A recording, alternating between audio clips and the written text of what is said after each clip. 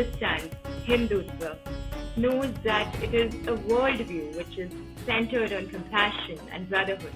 However, it also does not tolerate terrorism and supremacism.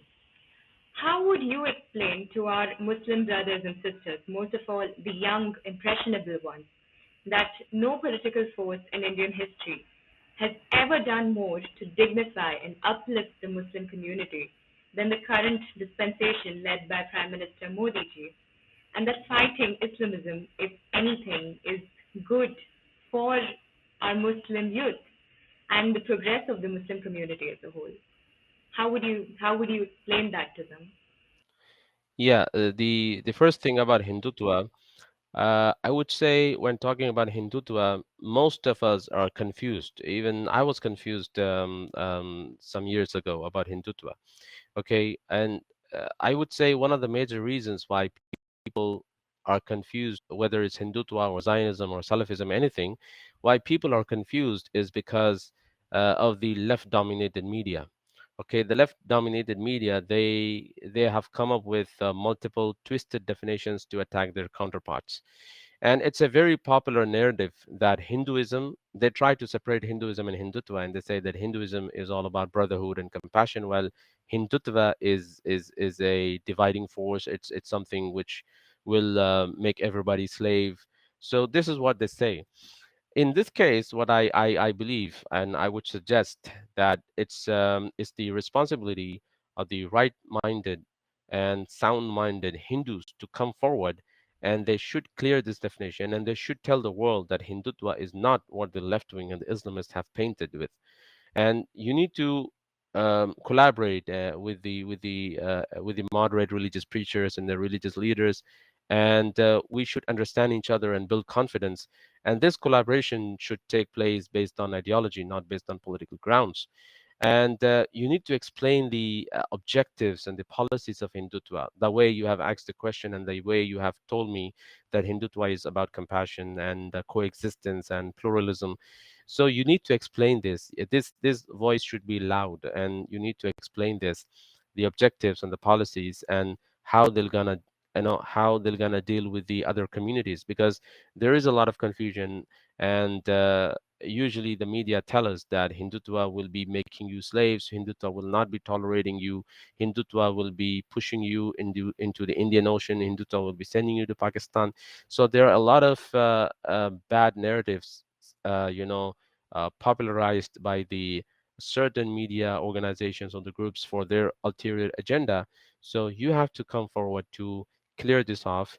And I advise the Muslim youth and Muslims too that we need to talk, we need to learn, we need to interact. Okay, if somebody tells us about Zionism, even I was under impression that Zionism, the Israeli Zionism, it's all about um, you know uh, it's a power, it's a secret force, and it's all about Illuminati, it's about Freemasonry, it's about this and it's about that. So I had a lot of bad impression about Zionism. But after this Abraham Accords, which took place between UAE and Israel and Bahrain and Israel, I started reading and understanding about Zionism, and I came to know that Zionism is about the right to exist. It's about the Jewish right to exist in Israel, as we believe that Palestinians also have the right to exist in Palestine. The Jewish people believe that they have the right to exist in Israel. So there's nothing wrong if somebody believes that the Jewish people have the right to live in Israel. So it's about Zionism. It's only a concept.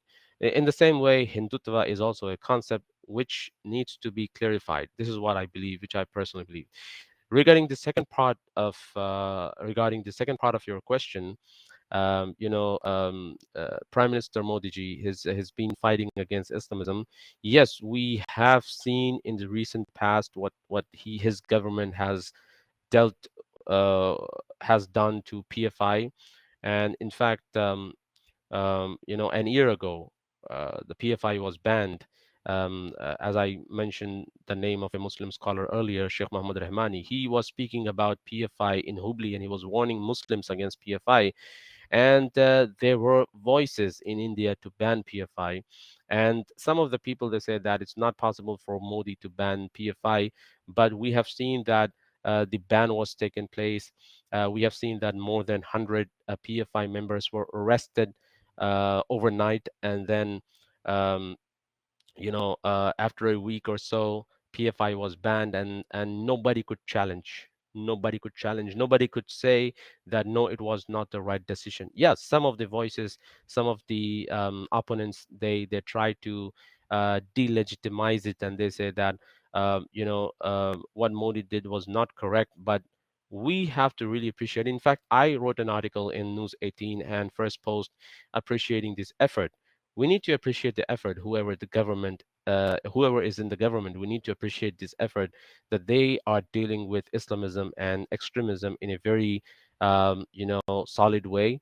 And in fact, I believe that the counterterrorism agencies or the counter extremism agencies should uh, should research or should study this model. you know Overnight they have arrested more than 100 people, and after a week the whole organization was banned, their finances were banned, their bank accounts were freezed. And so this has to be studied. So yes, we should appreciate this.